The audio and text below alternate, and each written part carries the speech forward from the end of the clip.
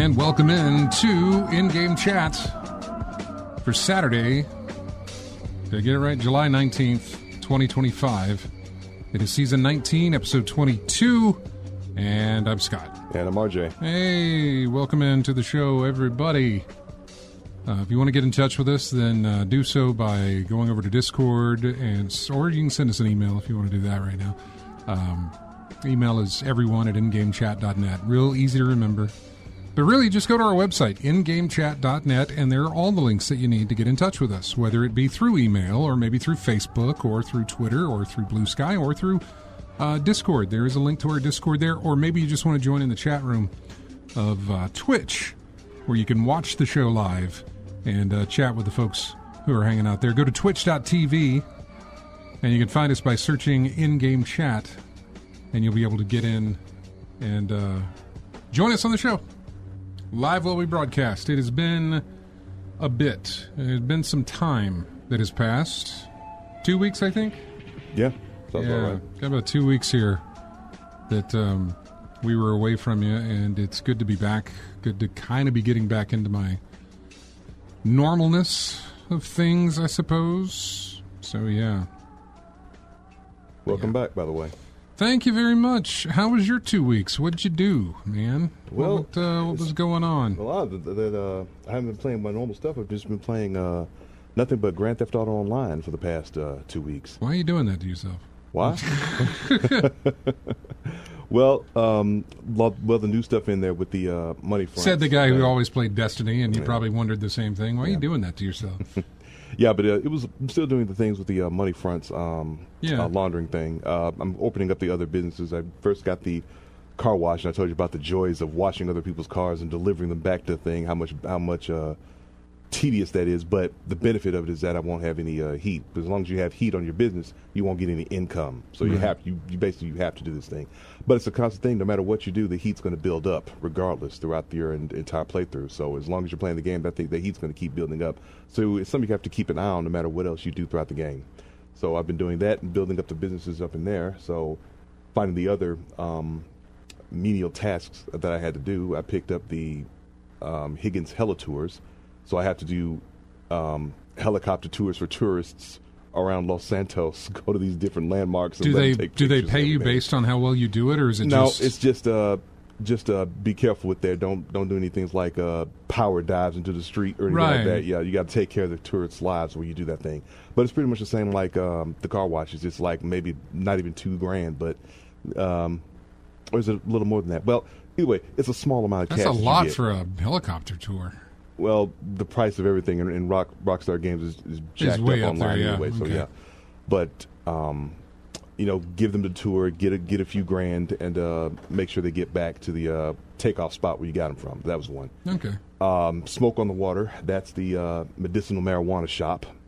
That's the third and last one you can get for the money laundering operations. That's just basically making deliveries to folks and making sure they get the right product. Some variation of weed that you give to them. Make sure you give them the right one, or the order's messed up and everything's over. The actual missions, though, are maybe supplying weed farms, destroying competition, things of that nature. It's pretty much the same way through all the things. Build yours up and take everybody else's down. Right, yeah. Things like that. The other option in the laundering jobs are work for the boss of the whole thing, Mr. Faber. And he's giving double rewards and double cash this week, so pretty sure a lot of folks are doing that right you're now. Probably running that, yeah. Yeah, so these are the harder missions, the missions that are better with like 2 or 3 people doing it, but you can do it solo, but it's going to be a little bit more difficult. I think one of the ones that got me was having to secure Martin Madrazo's equipment as his driver takes it across Los Santos. Unfortunately, the finale is like a standoff at the salvage yard. I mean, there are choppers involved, enemies coming in vehicles and everything like that over and over again. It's a mess. So it's really hard if you're doing it solo. It's best to do those with a team. Yeah. But in the end, they're worth it. Yeah. And if you get bored and burned out, there's plenty of stuff to do in the game. So it's just been the online. You haven't played anything else? No, yeah, just Grand Theft Auto Online. Are you playing that on the PS4, I guess? PS4. Okay. Because I think it's like 35 gigs. Well, I didn't know if you'd moved over to PS5 or not. No, I mean, or did you play anything on the PS5? No, it's been GTA Online all the time. So it's all been on the PS4. Did you get Lies of P and you just haven't played it yet? I haven't got Lies of P yet. I intend to get it. Yeah. I do intend to get it, but it's one of those titles that really stays up there in price. I think it's still like $40 or $50 right now. Yeah. When I did get Dead Space for $20, so I'm still waiting for the deal to drop, and I don't know worry, if it's coming anytime soon. Yeah. Well, I mean, you got to think and this is a little too early to be talking about holiday deals and stuff. Mm-hmm. But the usual way that I look at it is like once we hit August, about mid-August, hold off on buying your games if you feel like it. Yeah. Because you'll get a discount come November, depending on what it is. Well, we can, because me and you both are in the same boat. We got a backlog that we can always dig into to I got a backlog of bills. That's why I'm not doing that. I got to do this real quick because I absolutely forgot to do this when we started. Clap, clap. So, I want to make sure I know where that's at. But is that anything else? Yeah, no, that's it. That's all I've been playing. Really. Yeah. I'd love to come here and say for the past 2 weeks I got plenty to tell you. And honestly, I kind of thought that I might be. I figured I might be good on my deck or Steam Deck, or I might be good with the Switch or the Switch 2. There was practically no game playing going on these past 2 weeks for me. Yeah. I would wake up, and for those that don't know, I had surgery done on Tuesday the 1st of July. And here we are on the 19th, 19 days removed. But I had surgery done on the 1st of July on a Tuesday. Had to spend the night in the hospital, and I was able to come home on Wednesday. I did not sleep at all in the hospital. I mean, I slept when they put me under to do the surgery. Mm-hmm. But when they woke me up to come out of anesthesia and moved me to a room, I stayed awake for the entire night. I did not go to sleep until I got home. We talking saw the sunrise type level? Yeah. Like goodness. I did not go to sleep. Goodness. Okay. I was up. They pulled me on. I got out of anesthesia around 5:30. I think I seem to vaguely remember getting a room at 6 p.m. in the hospital. Yeah.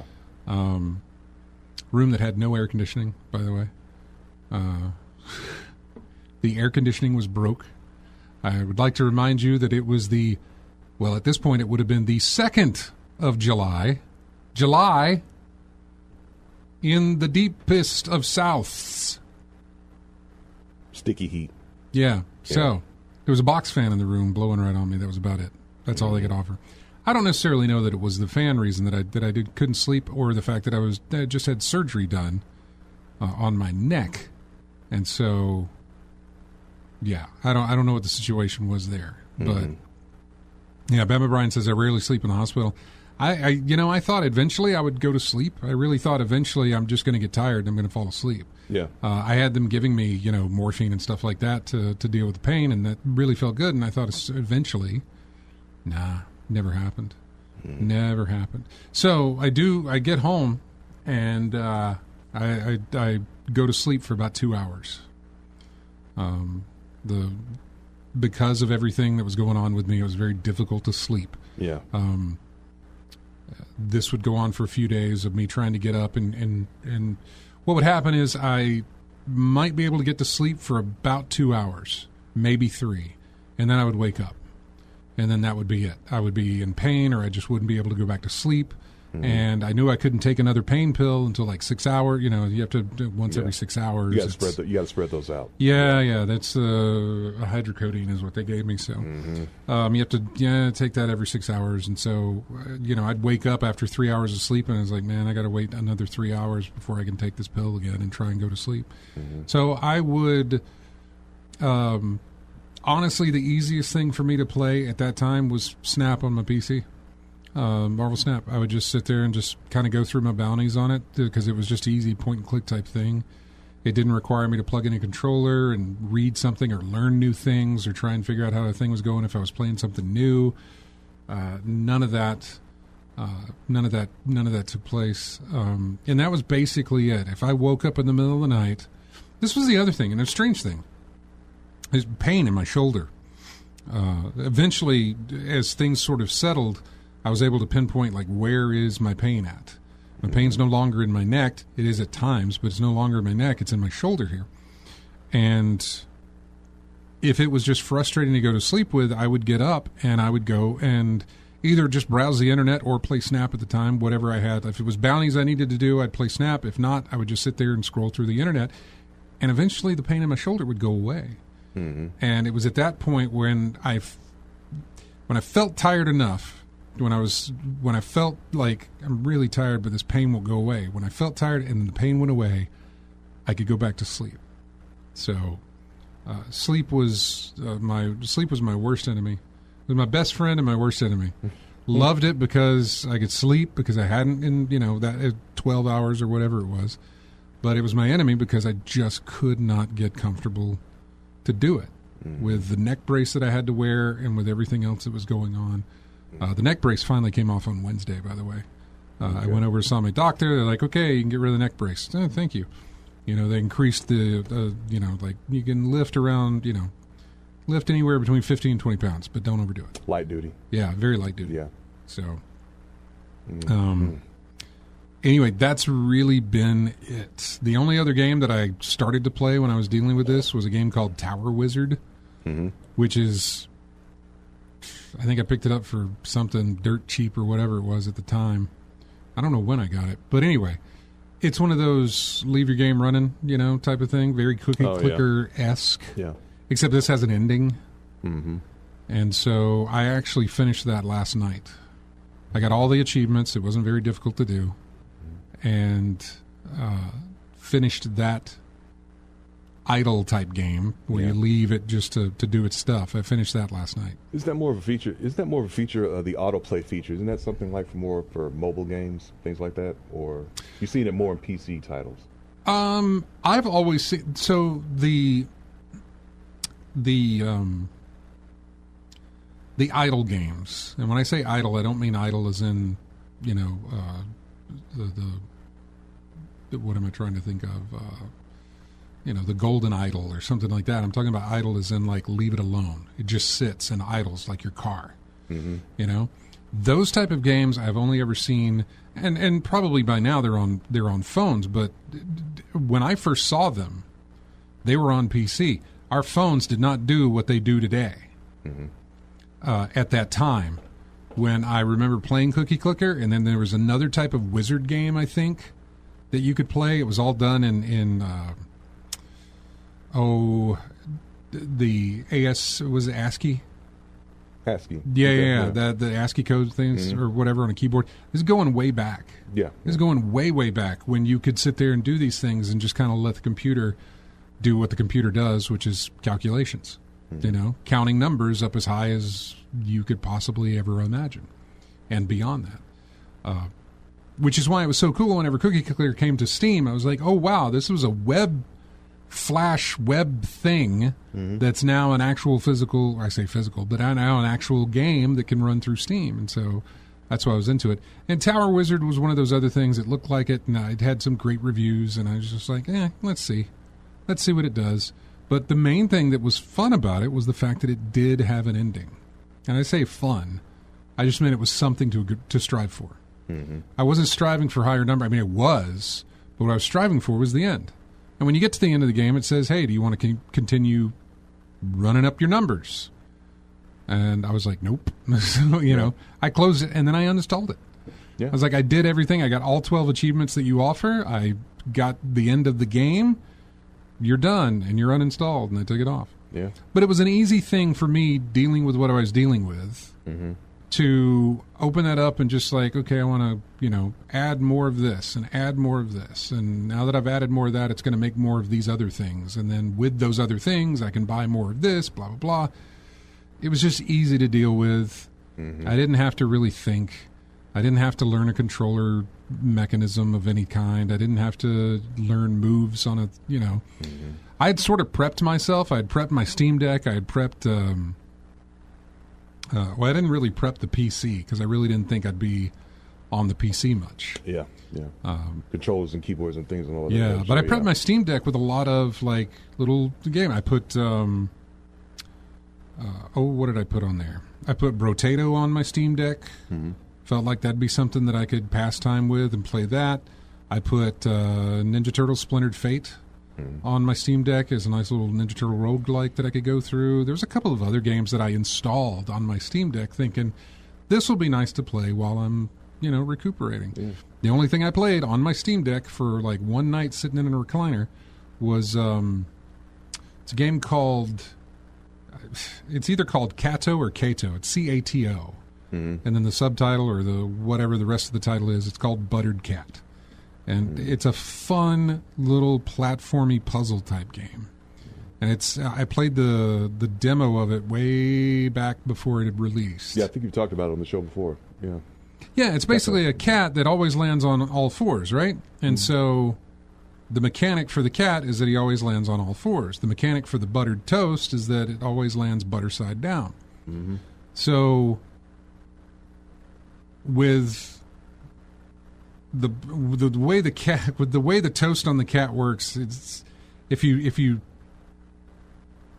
you jump or something like that, you can flip in the air and kind of keep going because the only way to get the cat to land feet side up basically is have the butter toast on his back. Yeah, it does something. Like that. And so you got to work together to get where they need to be. Right.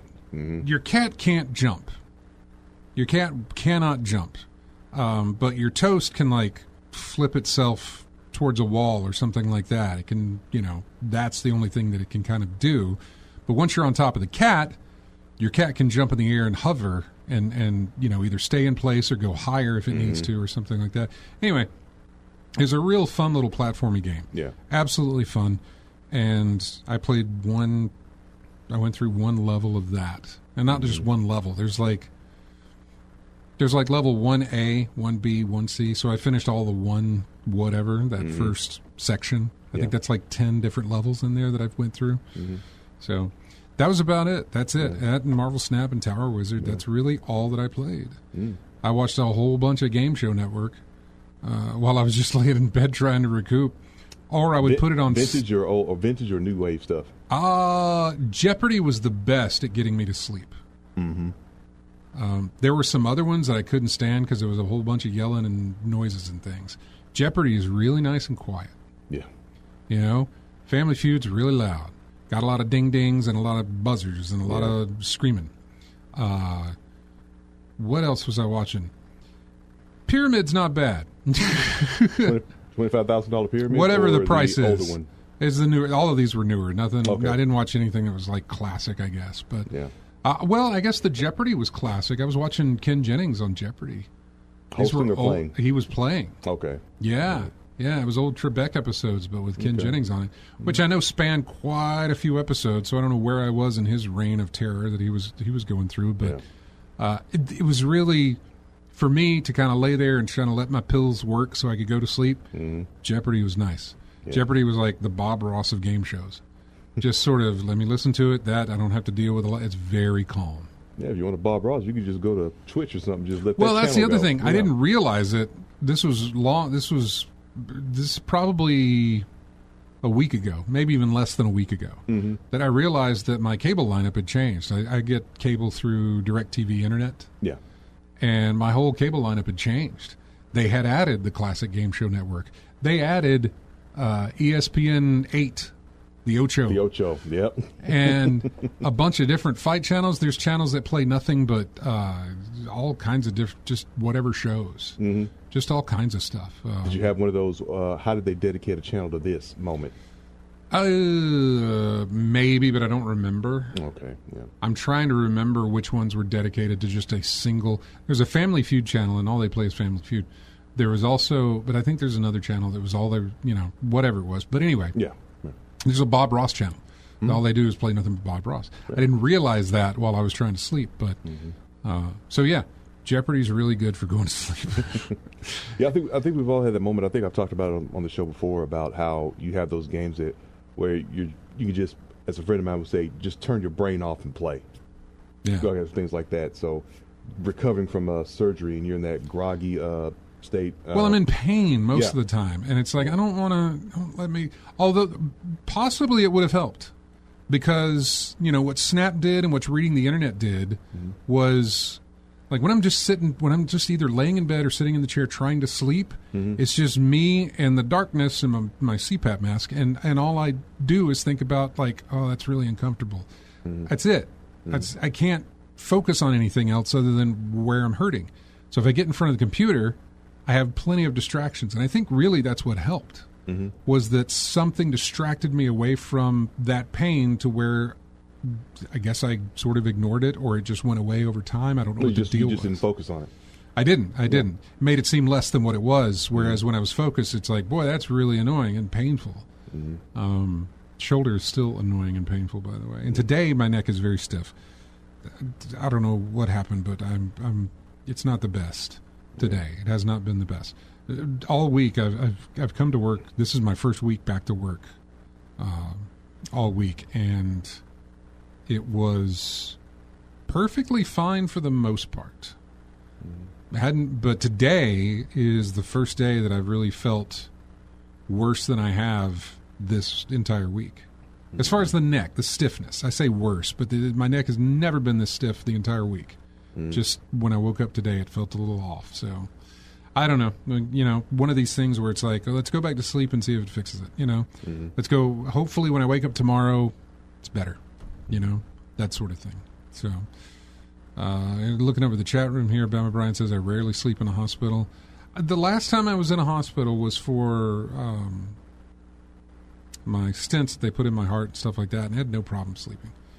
They drugged me to Kingdom Come because I stayed awake through the entire process. That's when they put in my stents. But I stayed awake through the entire process, so they kept pumping drugs into me the entire time to make sure that I was not feeling it. They knew I was awake, but they wanted to make sure that I wasn't going to come out of, I wasn't going to start feeling him putting those things in me. They went through your wrist, didn't they? Or the first time they went through my wrist, yes. Yeah, okay. The second time, fellas, they went through the groin. Drugged up, I didn't feel a thing, and there was no pain afterwards. By the way, when the doctors tell you they got to go through your groin for that thing, don't freak. It's not.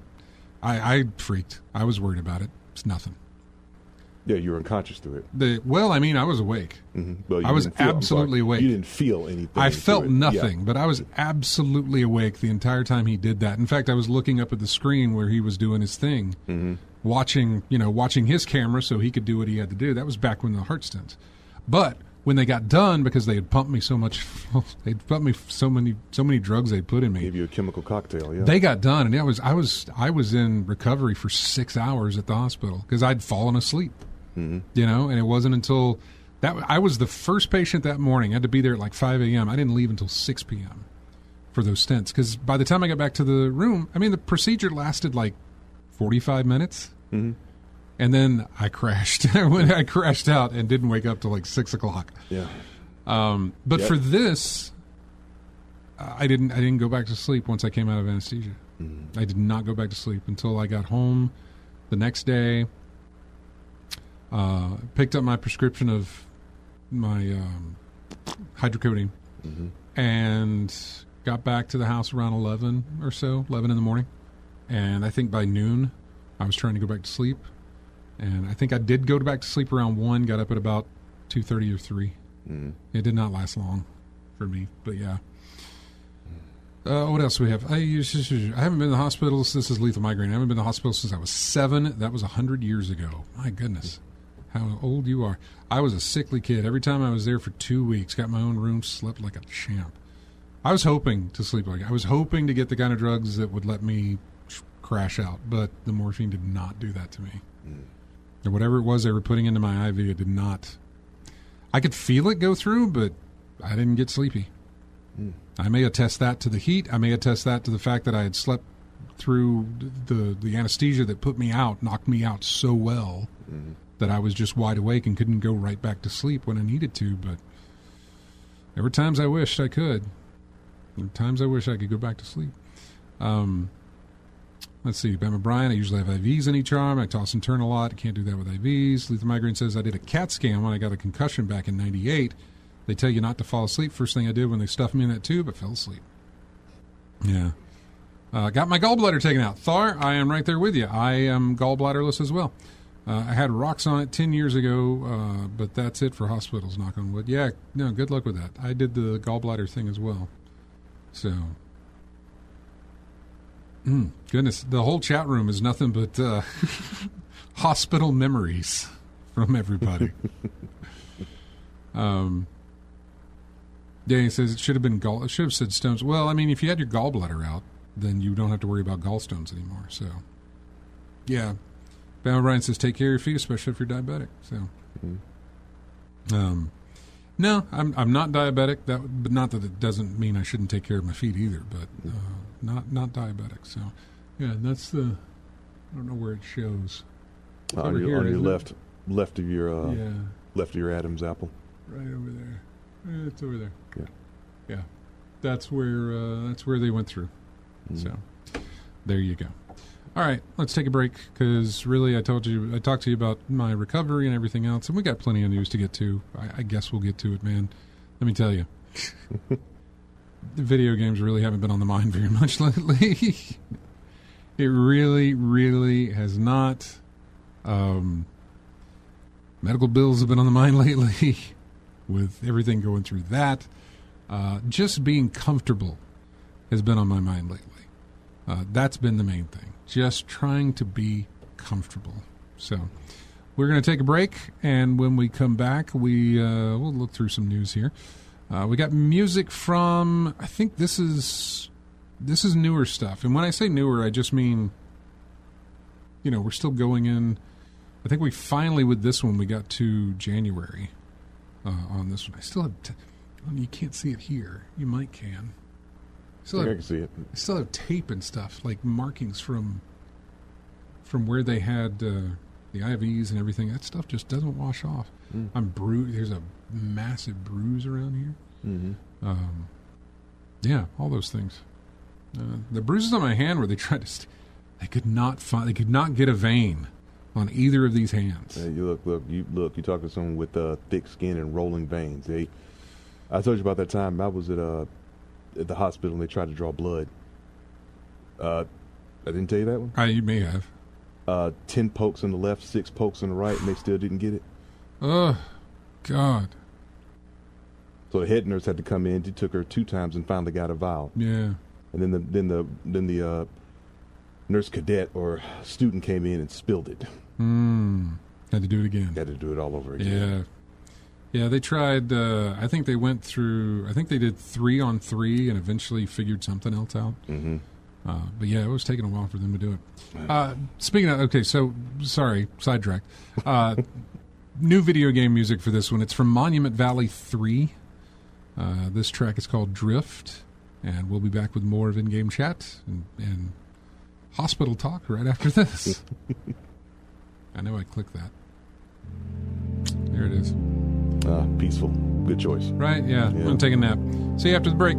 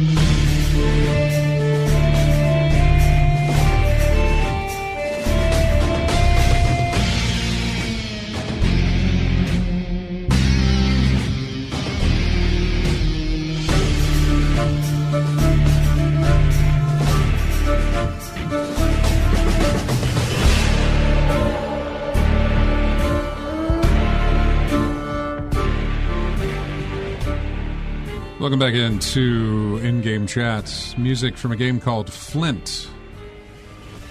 Treasure of Oblivion. The main theme of that one. Pirate game? Got a pirate theme to it, doesn't it? Yeah, Flintlocks. Yeah. Yeah, and I'm thinking some treasure, of course, so it's not like a piratey exploration type game or something like that. I actually don't know, but I saw it and I was like, let's see if there's music for it. Oh, there is. Okay, use it. Mm-hmm. It's basically how it works. If I can see that something isn't like a re-release, in other words, when I'm looking at the calendar of game releases, they're very thorough, which is great. That's fine. They should be. Mm-hmm. But they're very thorough about it. So I will see something that is like released, but it's only released on like PlayStation and Xbox. But I'll also recognize the title as being something that was released on PC like 6 months ago, which means it's likely I've already used it. Yeah.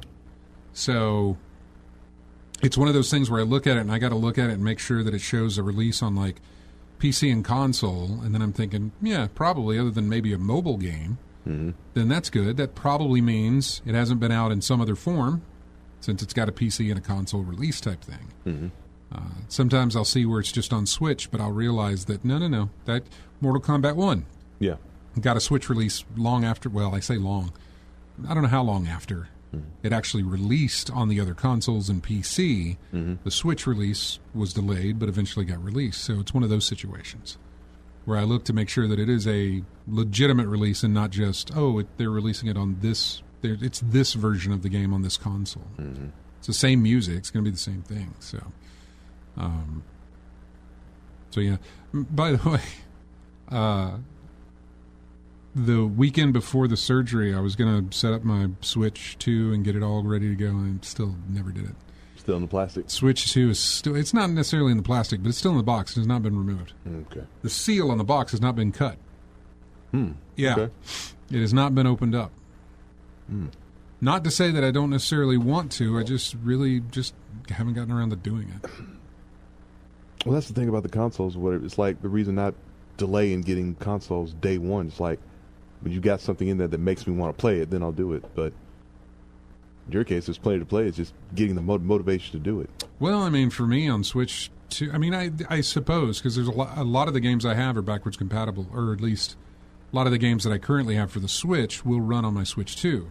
Yeah, it's like with improvements, by the way. Apparently, it's very, very good. That's the same reason I'm still playing stuff on my PS4. I could go to the PS5, but it still works. Yeah. It still works on the PS4. Now, from what I've read, there's a lot of improvements of Switch 1 games that are played on the Switch 2. The sort of lends itself to the, I don't want to say the argument, but at least the labeling of it just being a Switch 1.5 type thing, because these Switch 1 games, Tears of the Kingdom, Breath of the Wild, Super Mario Odyssey, I don't know about Metroid Fusion, I can probably look it up, Animal Crossing, there's quite a few that run much better on the Switch 2 than they did on the Switch 1. I'd be more interested, though, in what would happen with Mortal Kombat 1. If I don't know if it's on the Switch 2. You know what? I'm curious. But it's the one game that people looked at and was like, wow, that looks really, really bad on that system compared to the others. I'd have to look that up to see if Mortal Kombat 1 is improved running on Switch 2. I'd have to check that. I'm curious to know myself because it was the one thing that's, like I said, what stuck out was how bad it performed on the Switch, on the original Switch, graphic-wise. Yeah.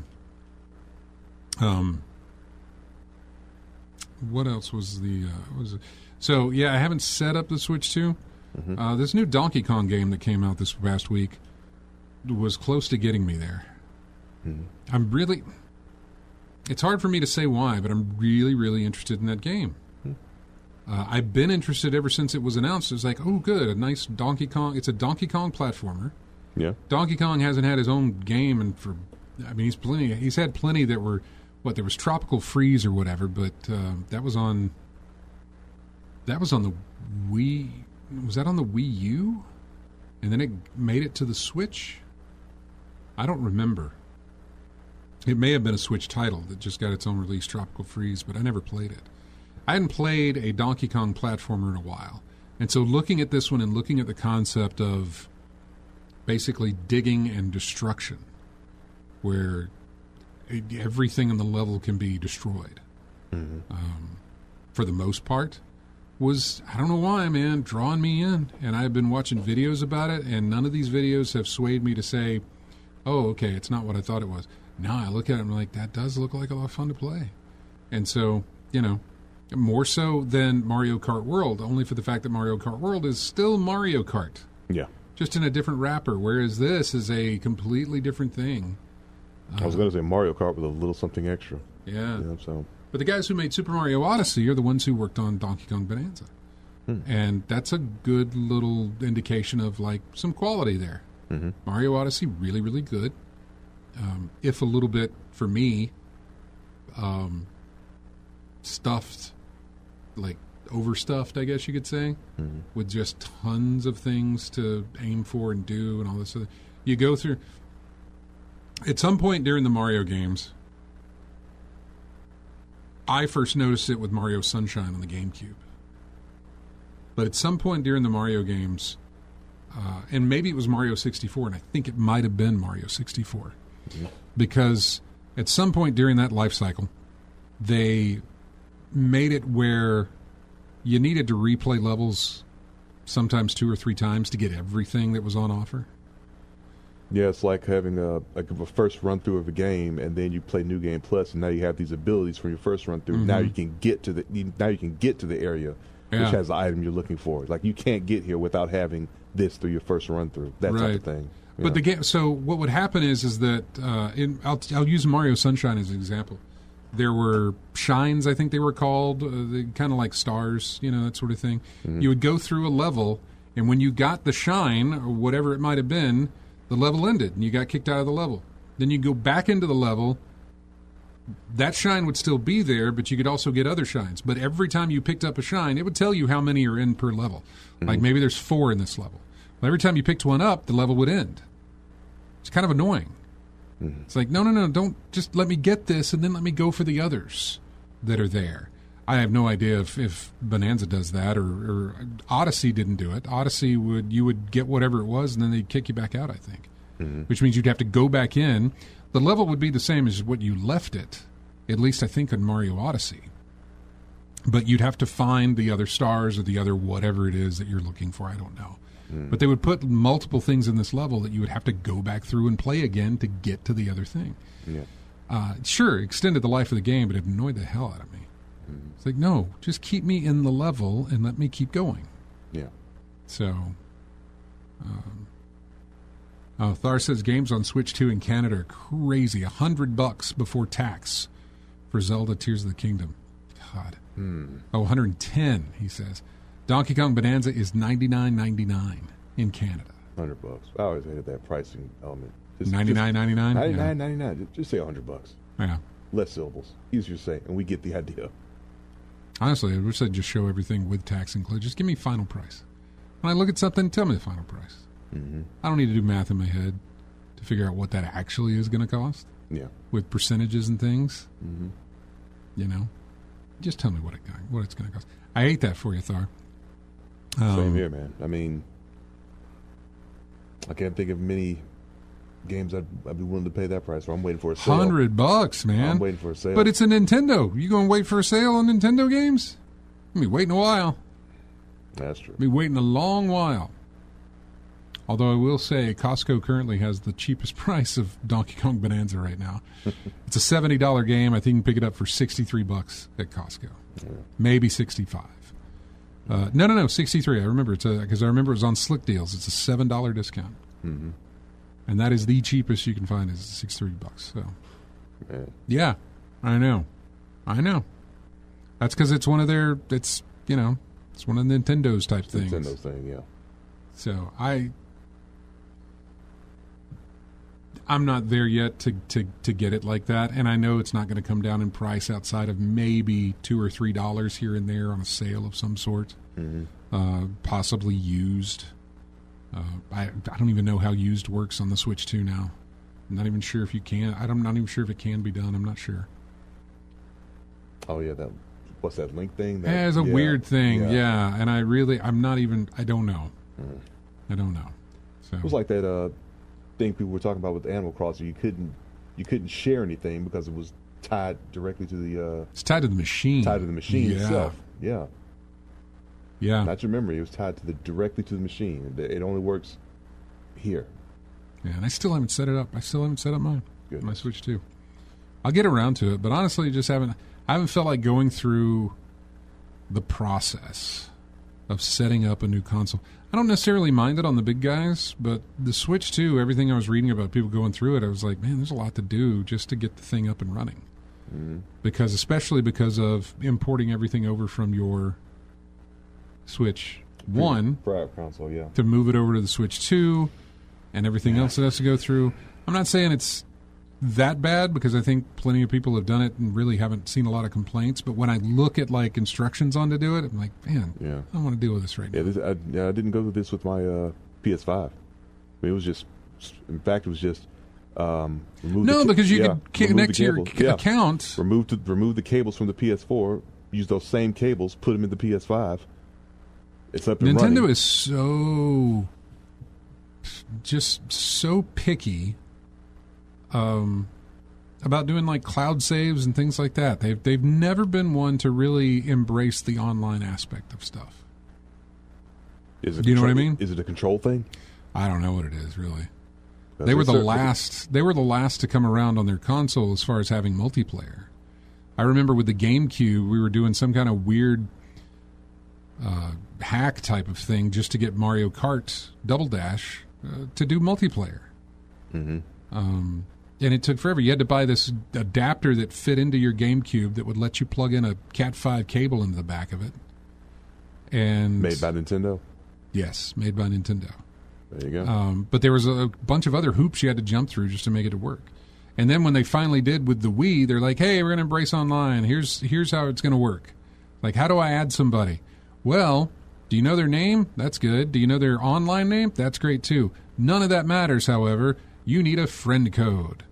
This ever how many digits, is it 7 or 15-digit character code? Too many already. Oh, my God. It's ridiculous. And they've still not broken away from that I know of. Yeah. I think they're still relying on that whole friend code nonsense. They've just been really slow to adopt. That's what it was with Animal Crossing. Yeah. Your friend code. You use that term, talking about files and moving stuff around. A friend code had to be implemented.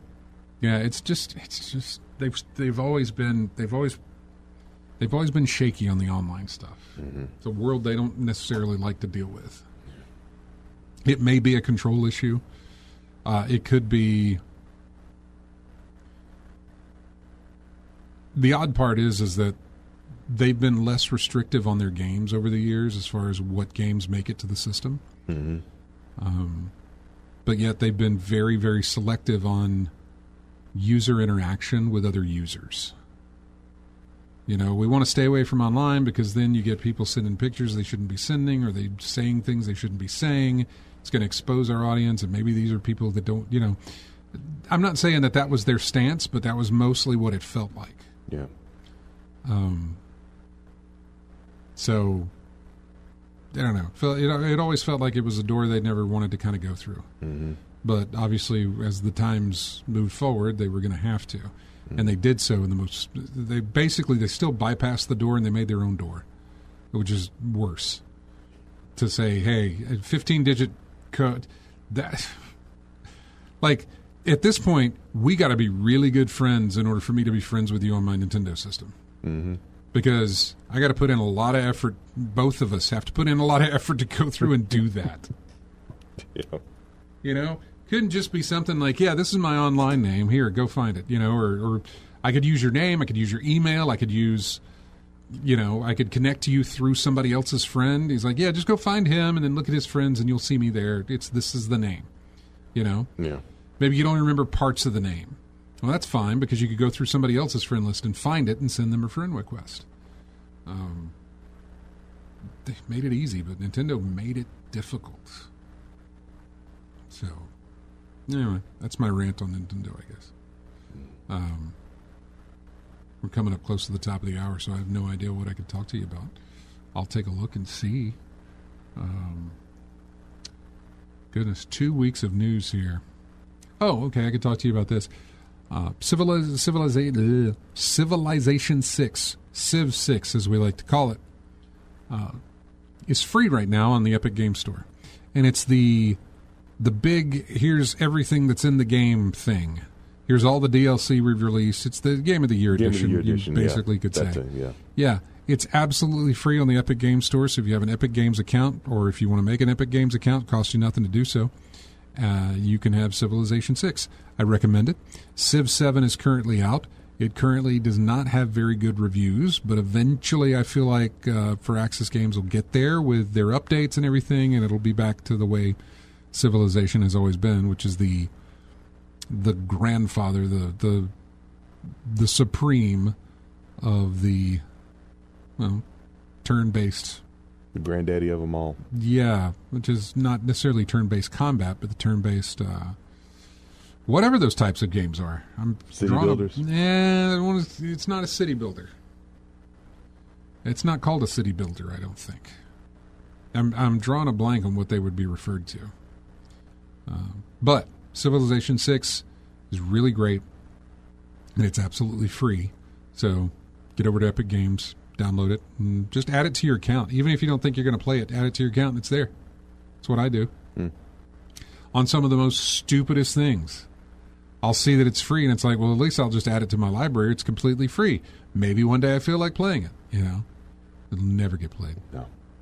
There are titles on my PlayStation right now that I look at every now and then and say, when did I get that? Why did I get that? How did I get this? More like why, yeah. Oh, because it was on PlayStation Plus, and it said add to your library, and like a lemming, I just click on add to my library, and there you go. It's very... 430 titles later. Yeah. It's very instinctual, isn't it? Yeah. To see it and be like, add. Completely 000 on the price. Just add. Yep. Yeah, regardless. And not even looking at it, just put it to the library. There you go. Because who knows? If you had to download the game to get it in your library, my goodness. My backlog would be a lot less. Yeah. It would be. Yeah, it would be. Yeah. Because I ain't got the space. That add to library button is really nice. That download button is one that it's like, I ain't ready for that commitment. I'll put you in my library, but I ain't ready to commit to you being on my hard drive. Yep. I just want you there when I decide I want to commit to you being on my hard drive, but not before. Right. I'll skip on that. I don't need to put you in there. Yep. There was another game I saw that was free that I was going to add. Epic Game Store? No, this was on Steam. Okay. But when I went to... Now, I added it to my library, but I didn't install it. But there was a thing on the store page of it saying, like, this game has kernel-level anti-cheat, which is what Destiny 2 had. I didn't realize Destiny 2 had kernel-level anti-cheat stuff. Not that it matters, but after I was banned, that's when I started doing my research on, like, what is going on? Why is this a thing? And it's got that it has kernel level anti-cheat. This one has too. I'm not big on those. I'm okay with anti-cheat stuff, but I'm really not big on the ones that absolutely go that far into your system. A little too invasive. A little bit. Yeah. A little bit. I don't like you being in there for that. I don't like that anything that I install gaming-wise is going to go that deep into the system. Does it... It's just that feeling that you're doing Does it get removed when I remove the game? Yeah, because you had that issue before with something you installed. That was with Game Pass I was worried about, yeah. So, I mean, it's one of those things where I'm a little bit hesitant on it. Yeah, it's just that feeling I get with something like that. You're doing something other than what you've advertised. What else are you doing in there? Yeah. Because you don't have to go that deep to do what you say you're going to do. AC Wraith's correcting me here. It's the Platinum Edition of Civ 6, so it's got a lot of DLC, but not all the DLC. They're called 4X games. It stands for Explore, Expand, Exploit, and Exterminate. So it's a 4X. That's what I thought it was 4X for that. Thar says Xbox are adding a lot of games that you buy and you can play on xCloud, like Baldur's Gate 3, saving you 10 gigs. A game like that is okay on streaming. No, it's 140 gigs, not 10. It's 140 gigs. Yeah, Baldur's Gate 3 is a big one. We're going to take a break for this second hour here and top of the hour, and we've got music from Dynasty Warriors Origins. Title of this one says Gathering, and then it's got some more stuff that's cut off here, so I don't exactly know what this one is, but you can look it up if you really like the music. We'll be back with more of In-Game Chat after this.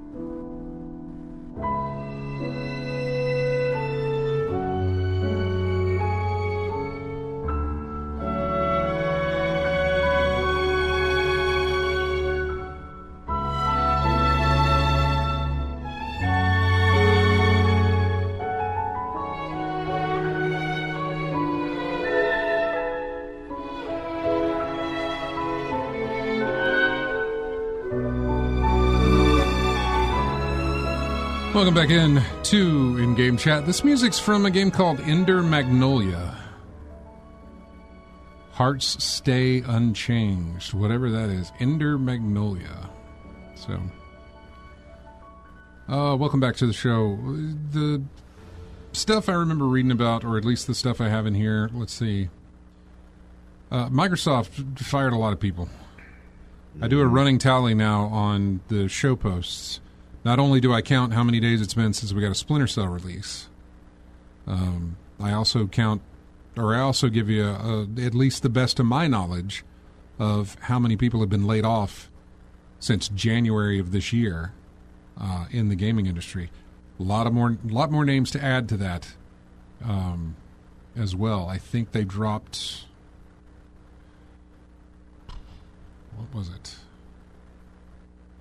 No, that was just a portion. There was a massive layoff. Got a bunch of games that were canceled. Let me see what else.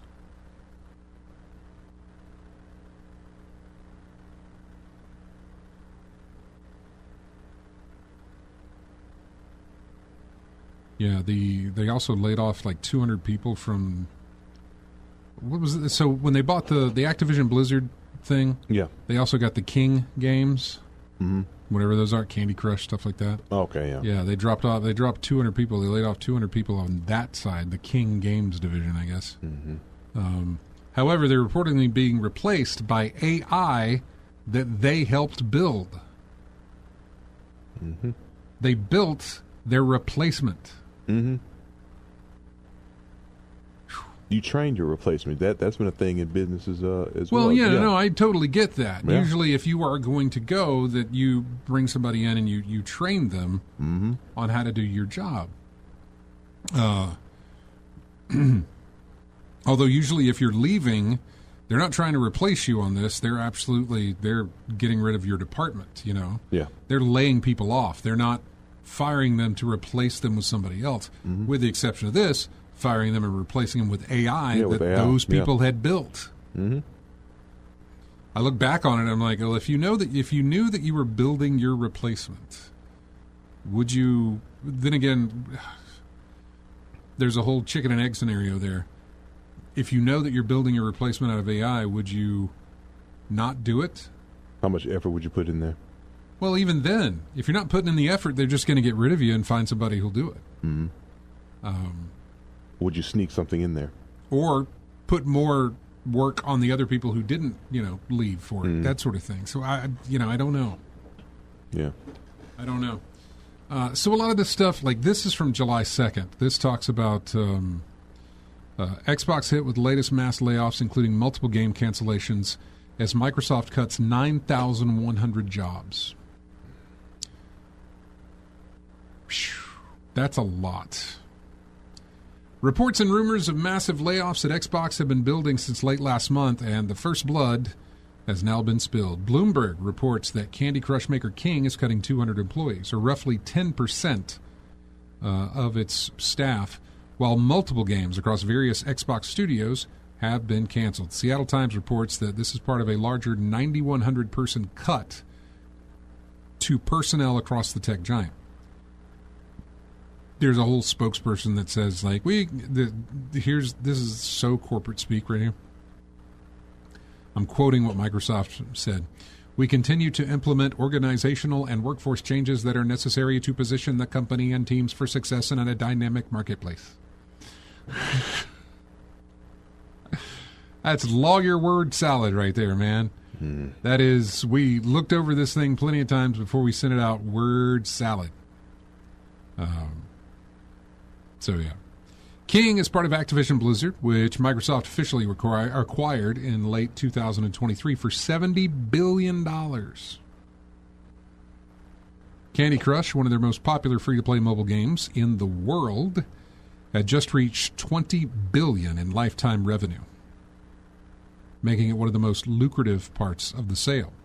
It will also likely be the cornerstone of a long-threatened push to launch its own app store on smartphones following antitrust losses by Apple and Google. Everwild, an action-adventure in production at Rare, and that was revealed years ago for the Xbox Series X and S, was also canceled. I remember seeing this. Mm-hmm. That got canceled. The new IP from Sea of Thieves maker was last seen at Microsoft's 2020 Gaming Showcase. Reboots, leadership changes, that sort of thing, and then, of course, dead. A new MMORPG codenamed Blackbird from Elder Scrolls Online maker ZeniMax Studios was also canceled today after a lengthy production timeline. They also understand that cuts are underway at the studio Undead Labs, who are working on State of Decay 3. There's cuts over there. They also canceled something else that we knew was coming out, a Project Dark, a Perfect Dark reboot that we were going to get. That's another one. The current wave of mass layoffs hitting Xbox follows multiple other rounds that Microsoft has implemented in the wake of its gaming acquisition spree. Nearly 2,000 staff across the gaming division were cut in January of 2024, followed by the closures of critically acclaimed studios like Tango Gameworks and Arcane Austin in May. 600 more layoffs followed in September. Microsoft saying at the time that Go games were canceled as a result of those layoffs. But that's unlikely to be the case this time around, with the full extent of the culling rumored to potentially include entire studios. Microsoft's expansive portfolio of game development teams includes ones like Obsidian Entertainment, which they've shipped about a half a dozen games since being bought, as well as others, like we mentioned, Undead Labs. They've spent years working on sequels that have yet to materialize. Xbox has also been retreating from its console hardware business amidst reported pressure to improve its bottom line, leading to major first-party exclusives like Sea of Thieves and Gears of War getting multi-platform releases. That's all good. I'm fine with that.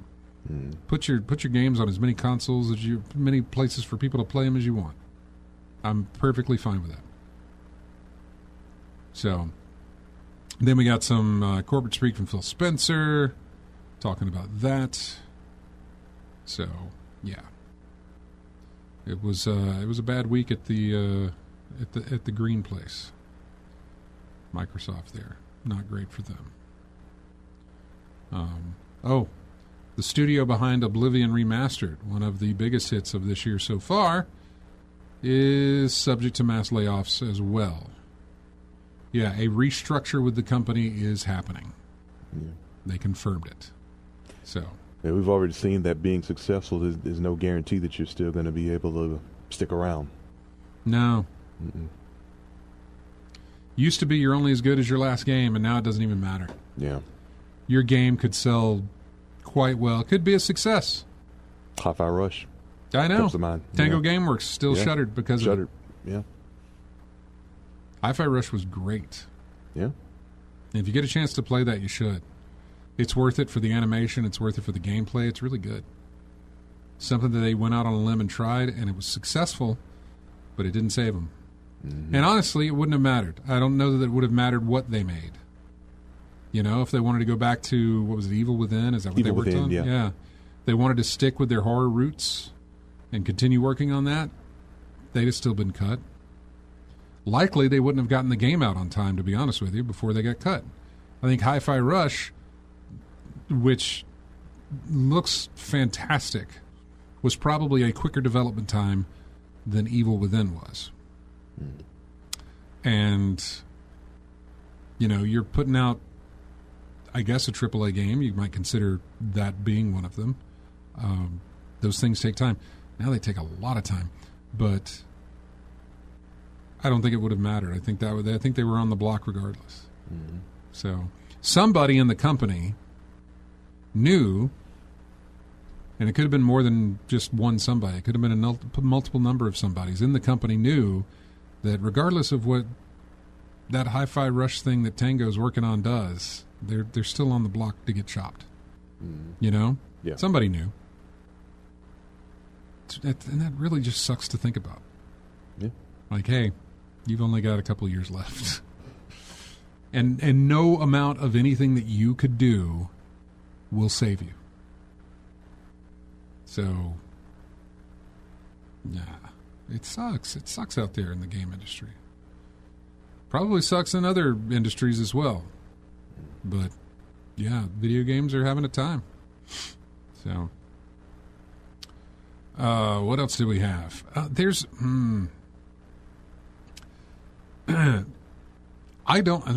want to say I have something here that kind of gives me the whole timeline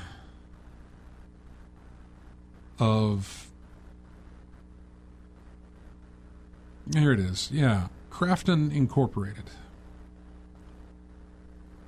And the developers of Subnautica 2. They're having an issue at the moment. Or at least they were. Everything's way in the past when I'm coming here because I saw it develop while I was in recovery. I'll just read this article from GameIndustry.biz. Samuel Roberts is the guy that wrote this. It's one of the strangest and most public fallings out in recent game industry history. The leadership team of Subnautica studio Unknown Worlds were recently removed by their owner and publisher, Crafton Incorporated, causing debate and speculation around employee bonuses tied to the early access release of Subnautica 2. For those not aware, Subnautica 2 is the second most wishlisted game on Steam and a sequel to one of the most successful survival games on PC and consoles. The former CEO, co-founder and creative director Charlie Cleveland, and another co-founder were removed from the studio. So the CEO, the co-founder and creative director, and a co-founder and CTO were all removed from the studio, replaced by one person. 3 people got rid of, replaced by one single person. What followed was an ongoing spat surrounding the development of the Subnautica sequel, with allegations going back and forth on royalties and progress of the game's development. It's an unusually messy situation with a fascinating insight into the relationship between developer and publisher, as well as the perimeters of what's considered acceptable for a Steam Early Access release when there's a lot of money on the line. With Subnautica 2 pushed back from a 2025 Steam Early Access launch to 2026, the situation is far from over. With a complaint now filed in the Chancery Court of Delaware by the company founders, in-depth details of that complaint can be found at this link, which they provided. As more news unfolds, we'll update the timeline below with new information as it comes to light. So in October of 2021, that's October 31st, 2021, Crafton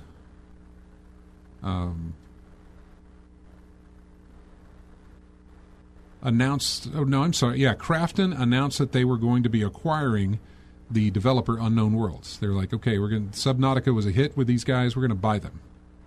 That was October 31st of 2021. They said that Unknown Worlds' structure and leadership will remain in place to retain its unique creative identity.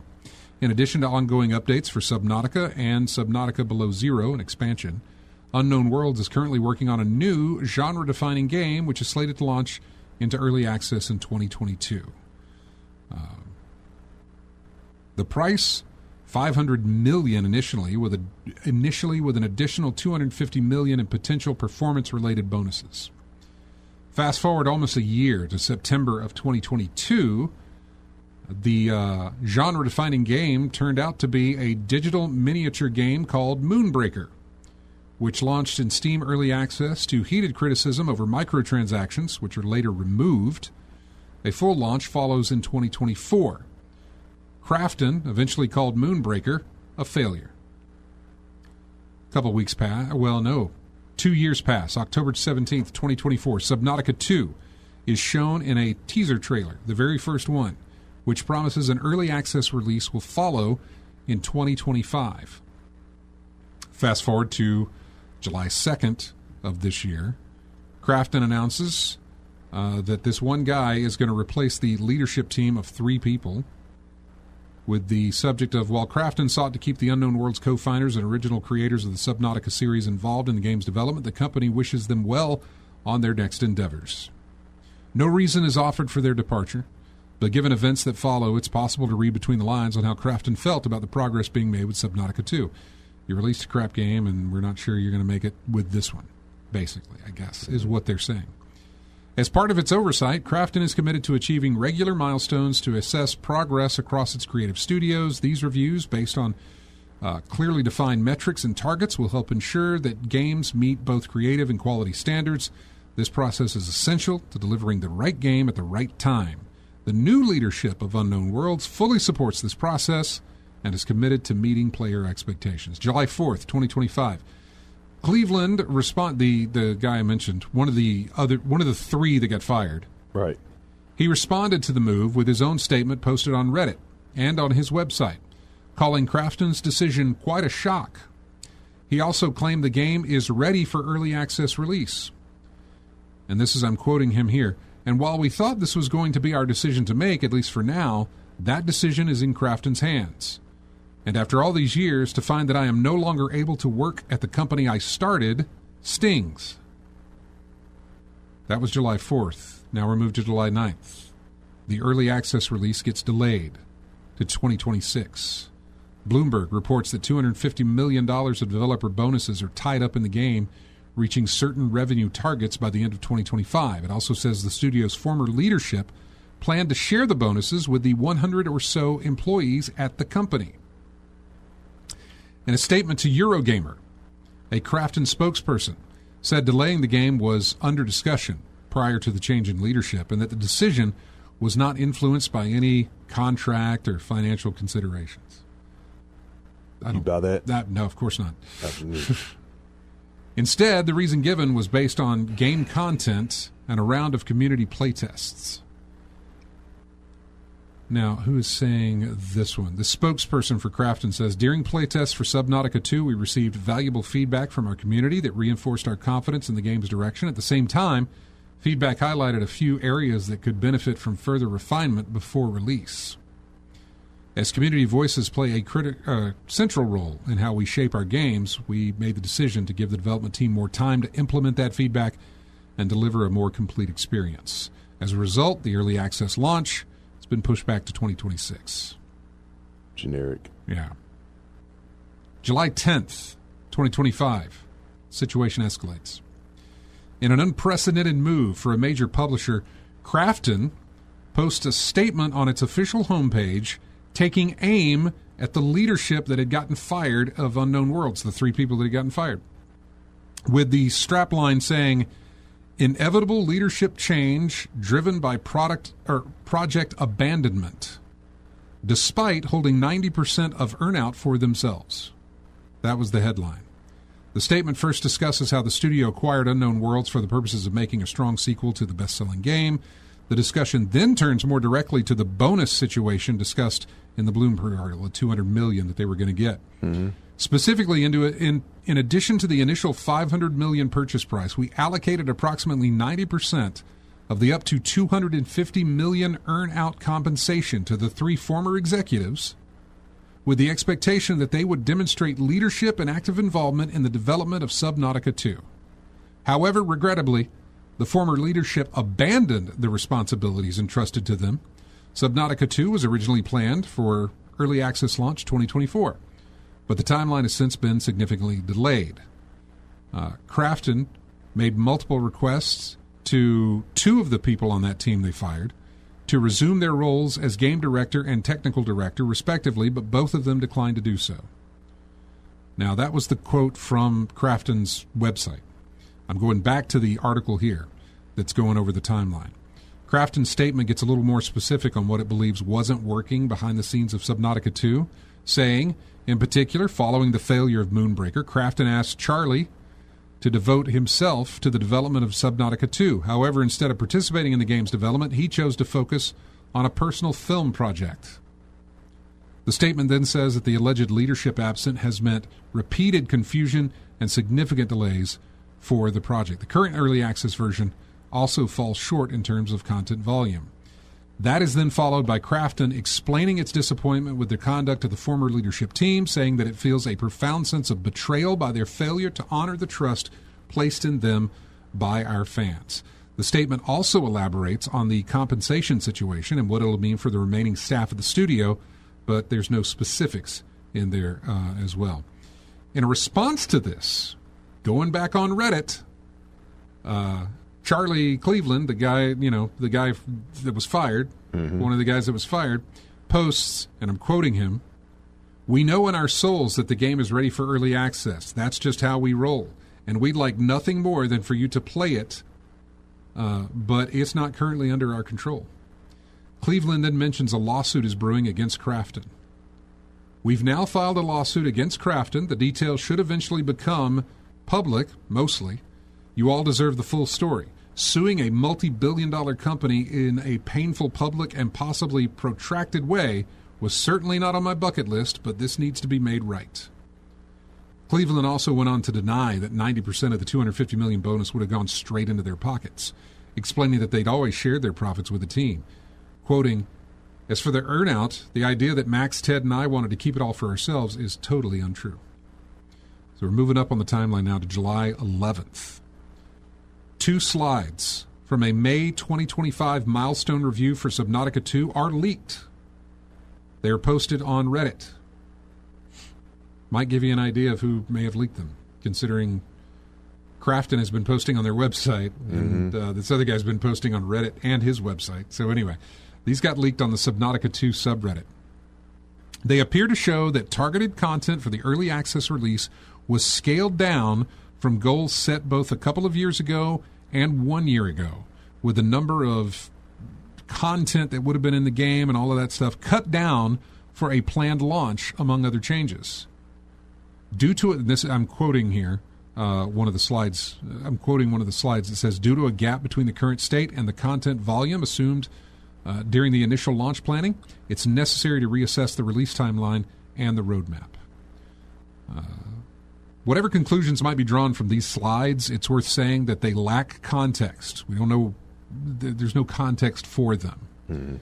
And they're the sort of internal documentation that's generally not intended to be viewed by the public. July 13th, 5 days ago? No. 6. 6 days ago. Math be hard, yo.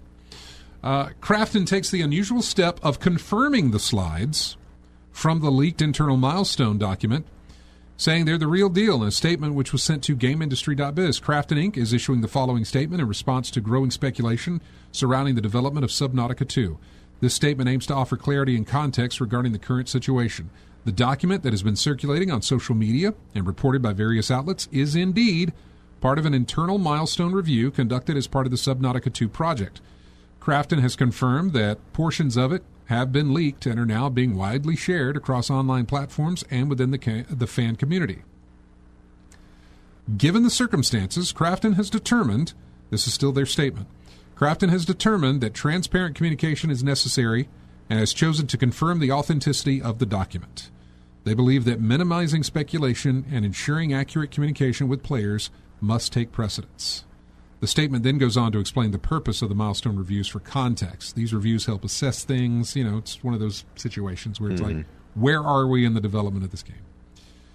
We still don't know who's leaked those slides. July 15th, a new Bloomberg report sheds light on the bonus situation in the lawsuit. Crafton apparently plans to extend their eligibility period for the potential $25 million bonus. I thought it was $250. Anyway, which would be shared between around 40 employees of Unknown Worlds. It's also reportedly planning to advance a portion of 2026 projected project profit pool, to staff. The same report also says that the co-founders filed a complaint with the Delaware Chancery Court, which was sealed until July 16th. This has just been day after day after day of new stuff coming to light. As posted by GameFile, the former shareholders of Unknown Worlds Entertainment allege that Crafton used pressure tactics to delay Subnautica 2's early access release until 2026, thus trying to avoid paying out the $250 million bonuses. The complaint alleged a ploy by Crafton to delay the game, avoid the earnout, keep the money for itself. This included tactics like withholding essential publishing services and marketing activity. The extent of the Subnautica movie is discussed, which involved that dude who went off to do a film project that they were talking about. It involved his participation to help grow the IP. It's alleged that the complaint that Crafton's leadership supported this, even though they said that he went off to do a film project and wouldn't return.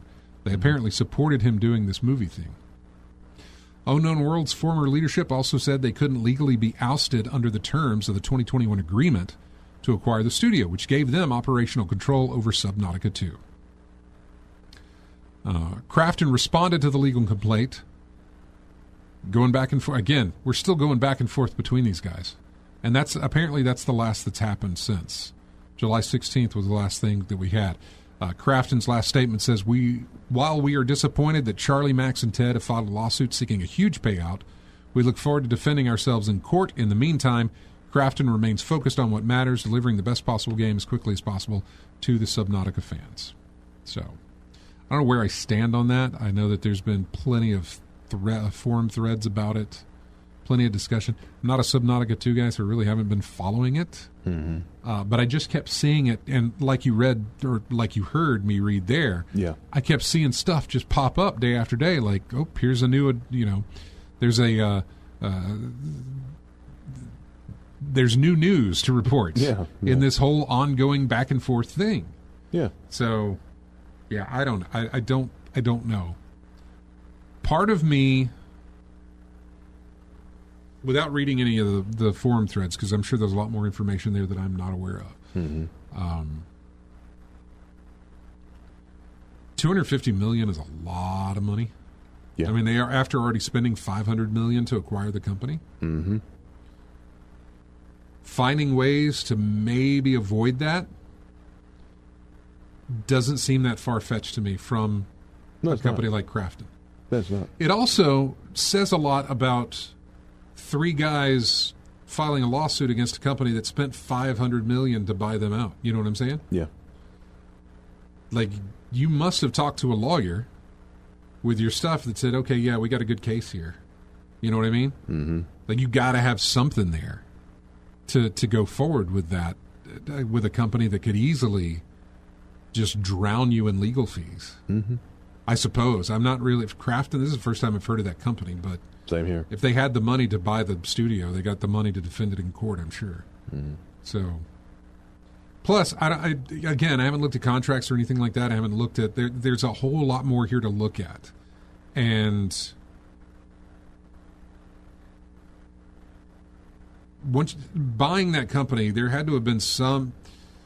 I don't know what kind of stipulations must have been in a contract for them to buy that company, where it's like, you can buy us, but you can't release the three of us or a certain amount of people or certain types of people, certain titles, we have to stay on as this with these certain terms or something like that. Yeah. I feel like that would have been in there. So I don't know. Mm-hmm. I don't know. We'll just have to see. Maybe next week I come back with some more of this timeline to tell you about what's going on. I don't know. Look, all I can say is this: it's business drama. I mean, you mess with folks' money and reputation. It's going to be interesting seeing how this thing plays out, because like you said, like you read there, day after day after day, maybe a couple of days in between, but something new's coming out. Like, you say this, I'm going to respond with that. And it's a back and forth that we're just on the sidelines with our popcorn watching what happens.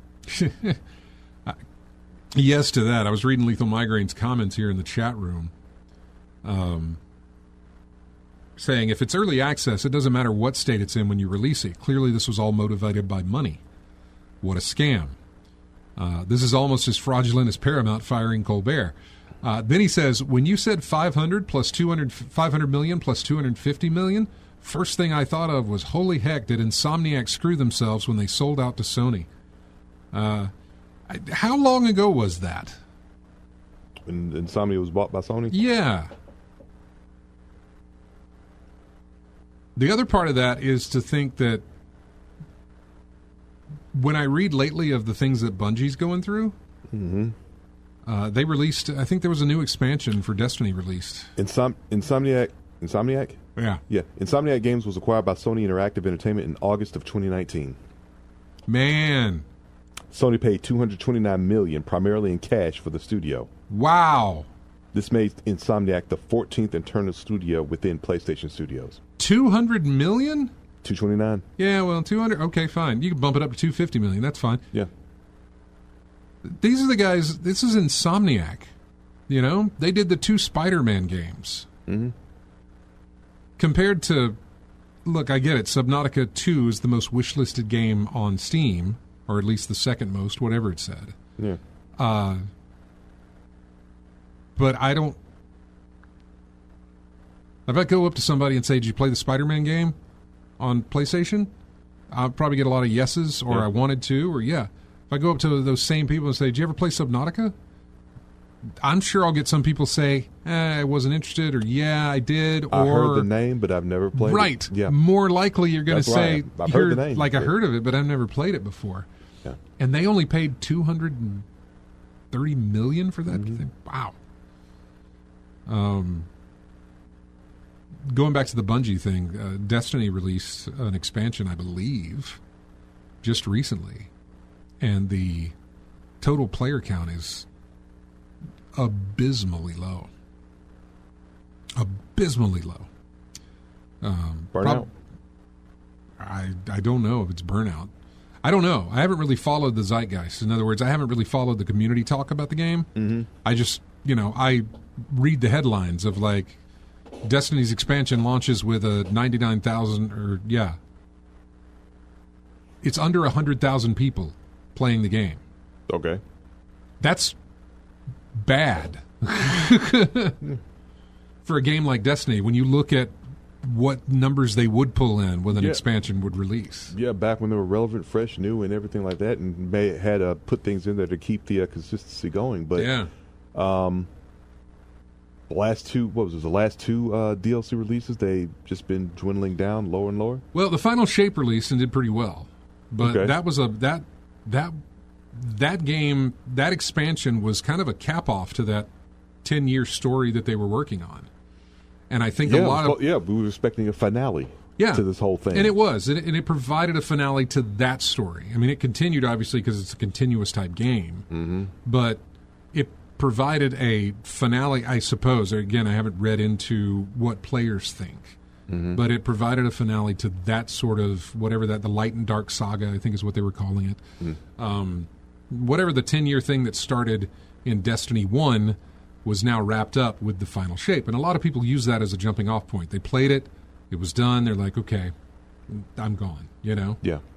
They're trying to continue it, but most people feel like they should have just, put out final Shape and then began work on Destiny 3 or moved on to Destiny 3 if that's what they were going to do. And it's become more apparent because of how Marathon was handled. and delayed. Yeah.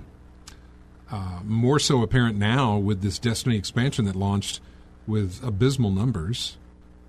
And how much did Sony pay for Bungie? Do you want to look that up? Let's see. Because, again, it's going to be one of those things where it's like, man, they got Insomniac for a steal. $3.6 billion. Billion! With a B. Billion! Deal was announced in January of 2022, and the acquisition finalized in July of 2022. And Sony ain't happy with them that I know of. Because of the numbers from Destiny, but more so because of the way Marathon is being handled. I don't think that they're happy with them. So, I imagine I can almost predict that Sony will eventually not gut Bungie, but will take over running that studio. Yeah, I think we said before when the big company gets hold of a developer like that, they're going to have some type of control in there. It's not going to be completely their show anymore. Mm-hmm. They're going to exert some control on what they do and how they operate. And then we're going to look at Destiny and see how that went, and going the way they like. So yeah, it's kind of like the thing with SquareSoft. Remember how they're like impossible to satisfy? Their numbers are like, their expectations are so high that even if it does well in general, it's not to their standard. So they start, like you said, gutting folks, or taking drastic measures to like start over again. Yeah, because of what they spent on the company and what they're not getting back. We're going to take a break, and then we're going to come back with not very much time to talk about anything. But we got music here from a game called, I think it's Mika and the Witch's Mountain. This is called Climbing the Mount. We'll be back with more of In-Game Chat right after this.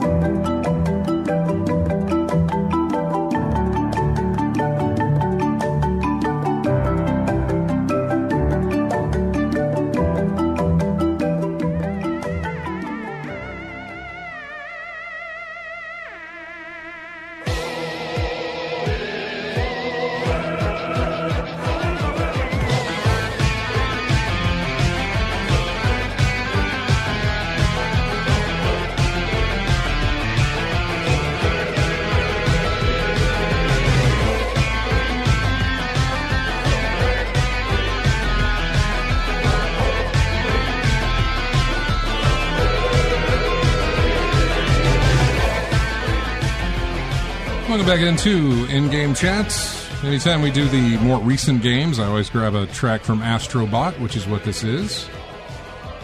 It is the music from the alien boss fight at the end of the game.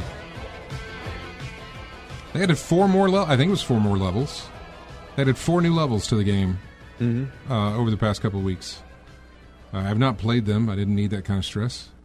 So I have not looked at them. I have not played them to check them out. But it's a great game, by the way. If you've got a PS5 and you like platforming type games, I mean, Astrobot's one to do. Astrobot is fantastic.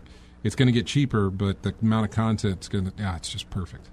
Just a really, really great game and deservable of all the awards that it won last year for its release. So we don't really have a lot of time here. I'm going to try and see what I can. I was sticking with the layoff type of thing. Cyan Worlds, sadly, they had they laid off more of their staff. The folks who did Myst and Riven, they had to make layoffs. A friend of mine from there was one of those, sadly. And it was his dream job to work there too, man. He was a lot like me, where he was a massive fan of what they do. Yeah. And got into, I think, the games industry because of that, and got his job there. I mean, that was his whole thing, and he finally got a job there.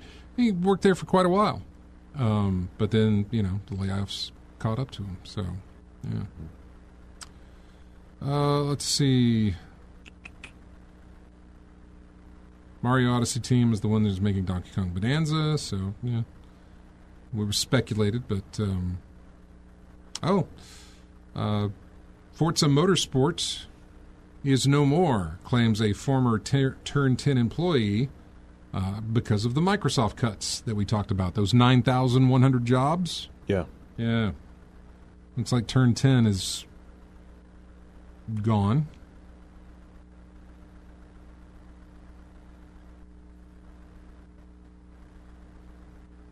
I don't know if you saw this, but did you see the gameplay? It was like a 20-minute gameplay video of Ghost of Yotei.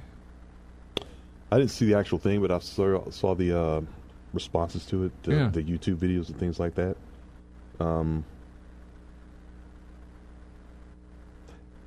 I would prefer a Ghost of Tsushima 2 with the Jin story, but something new and whatever, it just didn't. It's kind of like the same thing that happened with Last of Us 2.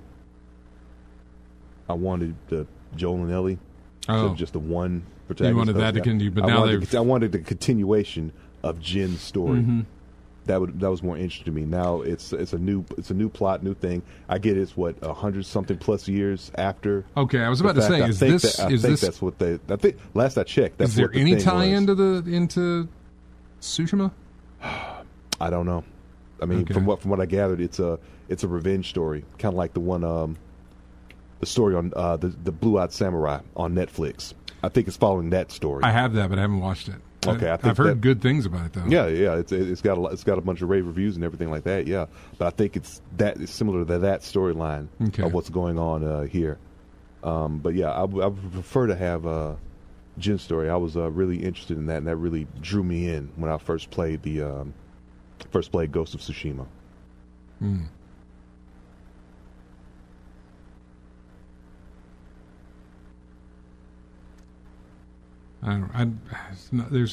There's plenty, but I have 6 minutes, and it's just going to be really hard to go through that in 6 minutes, to go through any of the stuff, because I've got a story on the whole Stop Killing Games movement, but I don't have enough time to go into that. Yeah.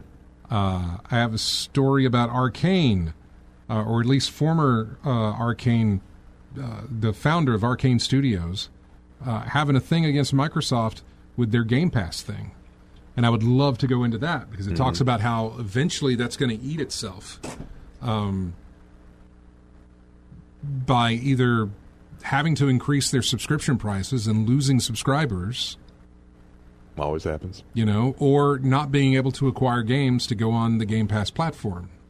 And then losing subscribers. Yeah. Because there's nothing there for them that they want, because they can't acquire the games to put them on there or something.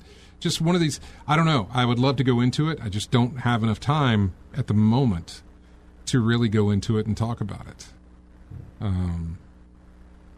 There was a review of the Switch 2 Pro controller, and they talked about how horribly built the thing is. It's good. It's a good controller, but they're one of those, it was iFixit that did it. They did a breakdown of it. Whereas they got the controller and they went ahead and took it apart. Yeah. To look at the insides and then put it back together. Tear down and rebuild. Right. Yeah. Well, during the teardown, they came across so much stuff where it's like, this is ridiculous. There is no... There's no feasible reason this thing should be in here? Not necessarily that, but the way it was constructed, it is not user-friendly in that regard. In other words, if you've got a problem with it, you're probably buying another controller rather than taking it apart and repairing it yourself, or whatever, or taking it somewhere to get it repaired. Well, it's like a car. Yeah. It just says repair experts call Switch 2 Pro controller poor, with a word in front of poor, in a scathing review. Yeah.